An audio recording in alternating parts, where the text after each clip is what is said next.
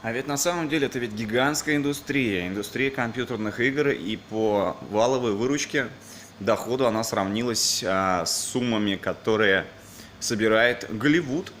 И это просто нельзя не отметить. Почему? Потому что даже если элементарно послушать сколько музыку, просто послушайте саундтрек того же самого Global Offensive, а, вы представляете, какие оркестры, целые симфонические оркестры. А ведь на то, чтобы подготовить одного оркестрового музыканта, уходит очень много времени. Сам по себе показатель того, что индустрия шагнула очень сильно, это музыка. Вы представьте себе 8-битные приставки, да, то есть какие были музыкальные композиции. Мне лично они всегда очень нравились, 8-битные, дендевские, да. А сейчас полноценные оркестровые аранжировки. Тот же самый StarCraft элементарно, то есть там целый симфонический, не помню какой оркестр. И, безусловно, развивать и поддерживать эту дисциплину и быть, мне не нравится это слово, но тем не менее быть в тренде, это необходимо. Я думаю, что нашему республиканскому руководству для того, чтобы действительно заинтересовать молодежь в изучении киберспортивных дисциплин с прицелом на то, что в последующем это может пригодиться и в практической жизни, безусловно, необходимо. Хотя, конечно, вы можете сказать, какой смысл в практическом, значит, использовании навыков, которые получает киберспортсмен.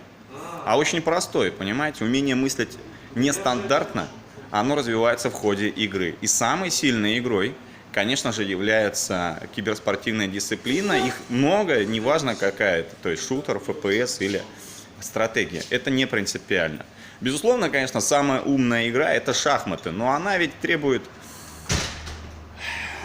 Она не такая азартная. Молодежь требует азартных игр. Это нормально, и к этому нужно быть готовым. Безусловно, без азарта в хорошем смысле, который дают киберспортивные дисциплины, обойтись нельзя. Хотя, конечно, палка, как говорится, да, бывает о двух концах, да, а монета о двух сторонах. Почему? Потому что с развитием киберспортивных дисциплин нужно быть готовым, что у нас появится момент в том числе и аддиктивности от компьютерных игр, и это тоже может в какой-то смысле стать проблемой.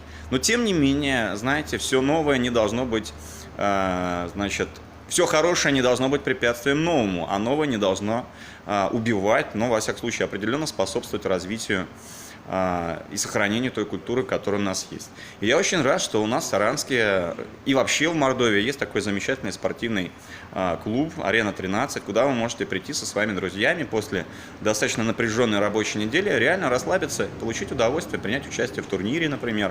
То есть технически такая возможность есть, и очень хотелось бы, чтобы наши IT-индустрии, да, в лице телекома, например, и прочих организаций, приняли бы соответствующее участие в развитии киберспорта и кибердисциплин в Республике Мордовия. Перспектива в этом, безусловно, есть, и это экономически оправдано.